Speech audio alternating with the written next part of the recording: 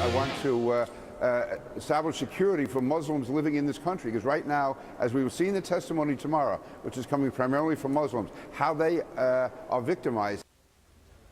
Well, that was Congressman Peter King of New York talking about hearings he's holding when it comes in regard to extremism in the Muslim community in the United States. Among those he's called to testify is Dr. Jasser. He's the president and founder of the American Islamic Forum for Democracy. He's joining us live today before those hearings tomorrow. So, Dr. Jasser, the conversation over these hearings has gone in several different directions. But I have one different question for you. Have we arrived at this moment because we have failed to capture and kill Osama bin Laden? No, I don't necessarily think bin Laden is the reason. If you look, we've arrived at this moment because 9/11 was committed by foreign agents on our soil. Since 9/11 now, we've seen an exponential increase in homegrown terror from Muslims that have been raised and grew up here that became radicalized against our country. In the last 2 years, over 220 arrests from the Department of Justice on terror. Over 180 of them are Muslim. So I realize, as somebody that loves my faith, the vast majority of Muslims are part of the solution. They're not the radicals, but yet we've not been treating the root cause. And these hearings, I hope, are a long overdue first step and to begin the conversation about how do we treat that while empowering the Muslim community to fix these problems. The reason why I started with that question is, as a journalist, I've observed this national struggle to define the enemy, to know who the real enemy is. How would you define the enemy of America today?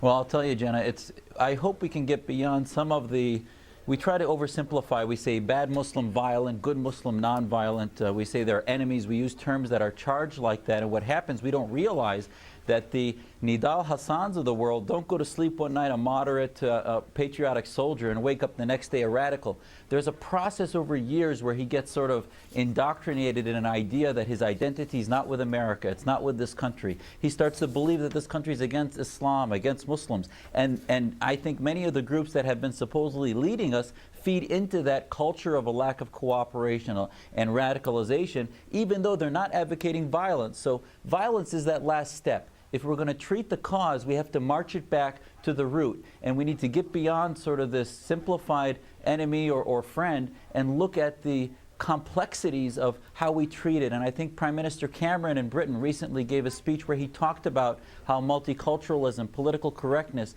has been a major obstacle in dealing with this issue. Well, so is the enemy Islam? Absolutely not. I'm an Orthodox Muslim. My family came to this country because we could practice our faith more freely than ever before. And if the narrative goes in that direction, Jenna, it will actually be a huge liability in that you're preventing the solution. However, we can lift up a spiritual, personal, pietistic Islam while also understanding that the theopolitical movement, like the Muslim Brotherhood and all of its offshoots of political Islam, is part of the main ideological root cause that leads down that slippery slope of radicalization. It's a tough conversation to have, isn't it? There's a lot of feeling and emotion when we talk about this. And you mentioned you're a devout Muslim. Have you received any threats because you are going to testify and partake in this hearing tomorrow? No, I've not. I mean, you get a lot of hate mail and things like that, but no physical threats. I think the vast majority of Muslims want to see solutions. They want to get past the rhetoric and the polarization and say, you know what?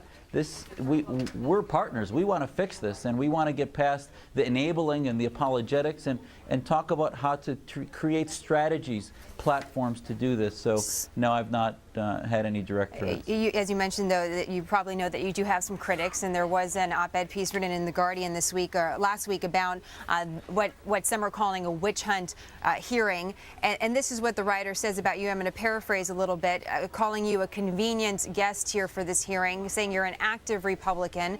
You've supported the U.S. wars in Afghanistan and Iraq, and the writer points out, in her opinion, that that's affects your credibility.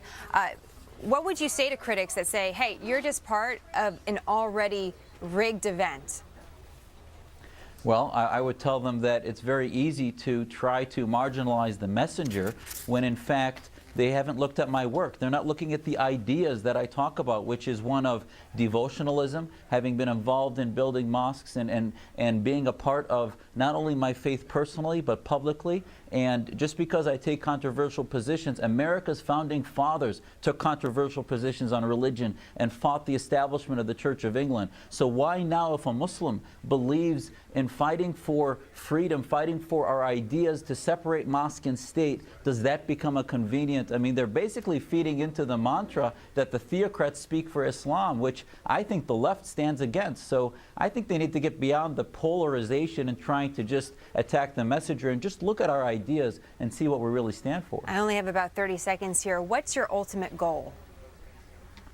My ultimate goal is to hopefully marginalize the theater and get us to focus on solutions. That Muslims are the solution, reform is the solution. We need to look at identifying Muslims through, like our project, the Muslim Liberty Project, so they identify with this country wholly and ideologically, and that inoculates them against radicalization long before they get to that violent stage. Well, some say tomorrow might be the first step towards that. Of course, others disagree, but it's a conversation we're having, and we appreciate having it with you, Dr. Jasser. Thank you very much for joining us today on the eve of this hearing. And we want to mention to our viewers that Dr. Jasser has a new editorial out today. We put it up on our website, so you can check it out at foxnews.com/opinion.